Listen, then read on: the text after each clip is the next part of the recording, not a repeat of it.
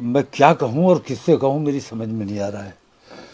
क्योंकि आँखों के सामने आँखों की शिकायत पलकों से करना या पलकों की शिकायत आँखों से करना ये मुनासिब नहीं है। शिकायत असल में आप लोगों से है, आपके चैनलों से है, जिन्होंने एक देश प्रेमी को, लोकतंत्र से मोहब्बत करने वाले को, लोकतंत्र के लिए संघर्ष करने वाले को, अपने देश के संविधान से मोहब्बत करने वाले को, संविधान को बचाने की बात करने वाले को जिन जिन अल्फाज से आप लोगों ने नवाजा है, उससे पता ये चलता है कि लोकतंत्र के जो 4 स्तंभ हैं उनमें से सबसे एक अहम जो स्तंभ है वो पत्रकारिता है।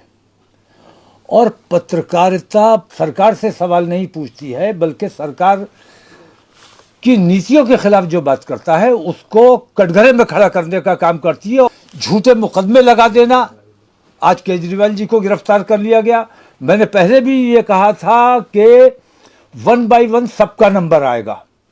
संपूर्ण विपक्ष को मुत्तहिद होकर हेमंत सोरेन भी गिरफ्तार नहीं किए जाते, जेल नहीं जाना पड़ता, अगर संपूर्ण विपक्ष मुत्तहिद होकर सड़कों पर आता और गिरफ्तारी देने का काम करता।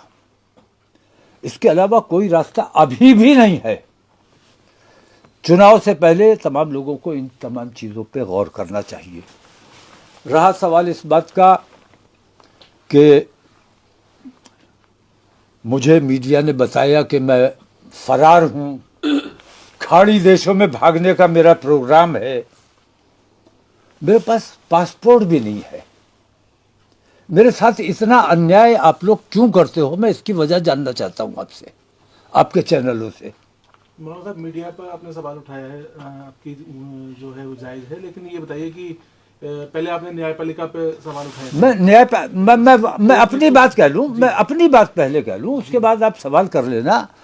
मैं ये पूछता हूं कि खाड़ी देशों में मैं क्यों भागना चाहता हूं। आपको कुछ भी बोलने से पहले, आप जिम्मेदार चैनल हैं, जिम्मेदार पत्रकार हैं, मुझ पर कौन सा ऐसा आरोप है, कौन सा ऐसा अपराध मैंने किया है जिसकी वजह से मैं खाड़ी देशों में भाग जाना चाहता हूं। जबकि आपने ये तहकीक करना भी मुनासिब नहीं समझा कि मेरे पास पासपोर्ट है कि नहीं है। दूसरी बात ये कि आप याद करो 2010 के दंगे की बात हो रही है। 2010 का दंगा आप याद कीजिए, उस वक्त मेरी पार्टी से हिंदू समाज के लोग बहुत तेजी से जुड़ रहे थे। हमारे सभासद भी बने थे और हर होर्डिंग में हमारे हिंदू भाइयों का पदाधिकारी हमारे बहुत से बने थे। इससे परेशान होकर भारतीय जनता पार्टी ने साजिश रच के बरेली में दंगा कराया। मेरा अपना पर्व था, मेरा अपना जुलूस था, मैं अपने जुलूस में खुद दंगा करूंगा, ये समझ में आने की बात है। दूसरी बात यह कि आप याद करो कि मैंने भाईचारे का पैगाम देने के लिए उस जुलूस मोहम्मदी में 2010 के जुलूस मोहम्मदी के मौके पर राम बारात और जुलूस मोहम्मदी एक ही दिन पड़ रहा था। तो हमने ये बात कही थी कि हम अपना जुलूस मोहम्मदी एक दिन बाद निकाल लेंगे, क्योंकि हमारा पूरा महीना जुलूस मोहम्मदी निकालने का है और हम एक दिन बाद भी निकाल सकते हैं। तो मैंने ये किया था कि एक दिन बाद निकाला था और राम बारात को मैंने किसी किस्म का माहौल ख़राब ना हो और भाईचारे का पैगाम देने के लिए मैंने ये काम किया था। खुद्दाम रसूल वालों से भी बात की थी और वो लोग इस बात पे राज़ी हो गए थे और जुलूस हमने अगले दिन निकाला। इसके बावजूद वो लोग जो राम बारात और जुलूस मोहम्मदी को लेकर दंगा कराना चाहते थे, उनकी साजिश नाकाम हुई। उन्होंने मुझ पर झूठा इल्जाम लगाया, उन्होंने दंगा किया। उस दंगे के असल आरोपी आज तक गिरफ्तार नहीं हुए हैं। मैंने पहले भी ये बात कही थी कि अगर मैंने दंगा नहीं किया है, अगर मुझे 169 में छोड़ा गया है, तो फिर किसी ने तो दंगा किया है, दंगा तो हुआ है। वो दंगाई जब तक नहीं पकड़ा जाए, असल चोर जब तक नहीं पकड़ा जाएगा, चोरी होने का अंदेशा बना रहेगा। असली दंगाई कौन है? असली दंगाई ये तहकीक करना आप लोगों का काम है। आप लोगों का काम सिर्फ बयान लेना नहीं है, आप लोगों का काम तहकीक करना भी है कि क्या सच है और क्या झूठ है। आप लोग ये काम नहीं करते हो। मैं कुछ भी बोलूंगा या मुझ जैसी सूरज शक्ल का कोई भी कुछ बोलता है, आपकी नजर में वो होता है कि भड़काऊ। आपके यहां सिर्फ एक बात है हमारे लिए कि जहरीली जुबान, भड़काऊ मौलाना, भड़काऊ भाईजान। ये तरीका ठीक नहीं है। 2010 में जो कुछ भी हुआ, अभी 2024, इस वक्त मेरी जो कोशिश थी कि आने वाले चुनावों में मैं एक ऐसा माहौल बनाऊं कि जिसमें भारतीय जनता पार्टी को मुझसे कोई दिक्कत नहीं है। भारतीय जनता पार्टी मुझ पर मुकदमा नहीं करेगी, मुझ पर मेरे किसी काम पर रोक नहीं लगाएगी। अगर मैं सिर्फ मुसलमानों की बात करता रहूं कि मुसलमानों मुत्तहिद हो जाओ, भारतीय जनता पार्टी को हराना है, भारतीय जनता पार्टी इससे खुश होती है। लेकिन भारतीय जनता पार्टी ने जब ये देखा कि मैं सिर्फ मुसलमानों की बात नहीं कर रहा हूं, मैं उसमें SC ST की भी बात कर रहा हूं, मैं उसमें OBC की भी बात कर रहा हूं, और मुझसे तेजी से वो लोग जुड़ना शुरू हुए, मैंने उन तमाम को मुत्तहिद करके एक मोर्चा बनाने की कोशिश की, तो भारतीय जनता पार्टी को तकलीफ हुई। मैं यहां यह बात कहना चाहता हूं कि अगर अरविंद केजरीवाल ने कांग्रेस से समझौता ना किया होता तो आज उनके जेल जाने का नंबर ना आया होता। अगर मैंने सिर्फ मुसलमानों की बात की होती और बाकी हिंदू दबे कुचले तमाम लोगों को जमा करने की कोशिश ना की होती तो ये 2010 का मुकदमा उठा के 24 में मेरे ऊपर सम्मन जारी नहीं किया जाता। और सम्मन जारी करना एक बात है, मैं केरला के इंटीरियर में था, कालीकट के इंटीरियर में था, सम्मन की मुझे इत्तिला नहीं, वहां नेटवर्क की प्रॉब्लम, सम्मन की मुझे इत्तिला नहीं कि कब सम्मन जारी हुआ।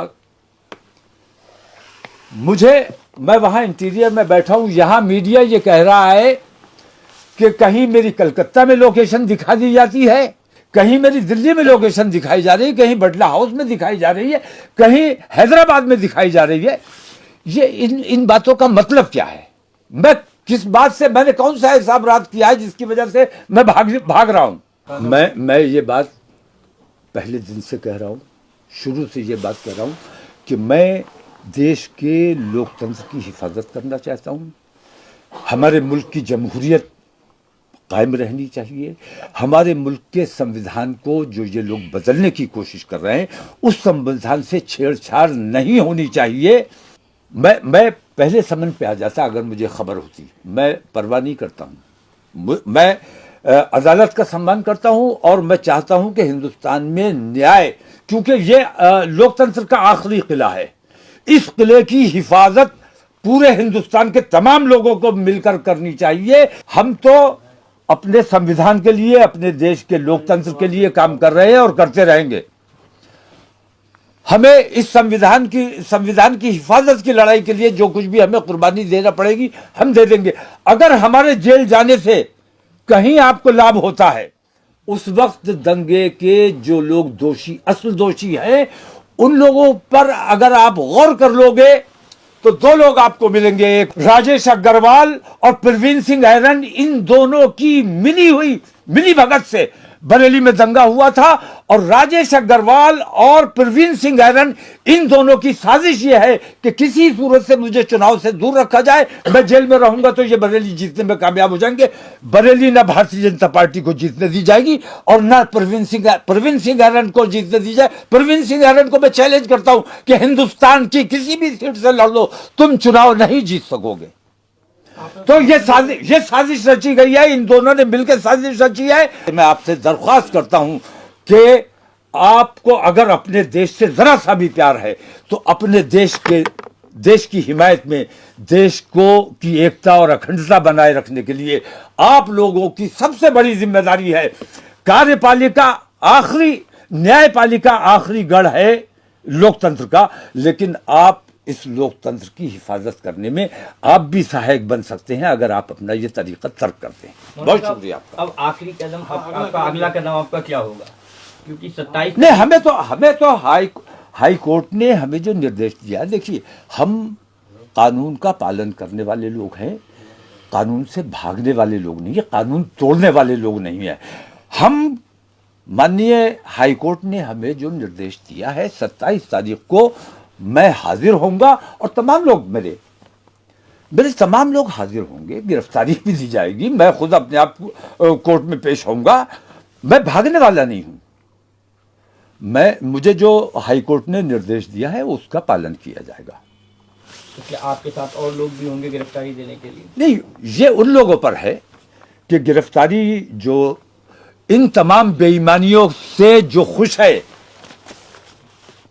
वो जाने, लेकिन इन तमाम बेईमानियों के लिए जो तकलीफ महसूस करता है, जो अपने देश से मोहब्बत करता है, जो अपने देश के लोकतंत्र से मोहब्बत करता है, जो अपने देश के संविधान से प्यार करता है, संविधान के साथ खिलवाड़ हो रहा है, लोकतंत्र के साथ खिलवाड़ हो रहा है, अगर इससे लोगों को तकलीफ महसूस होती है तो मैं ये समझता हूं कि उस दिन मैं तन्हा जेल नहीं जाऊंगा, उस दिन मेरे साथ तमाम लोग जेल जाएंगे।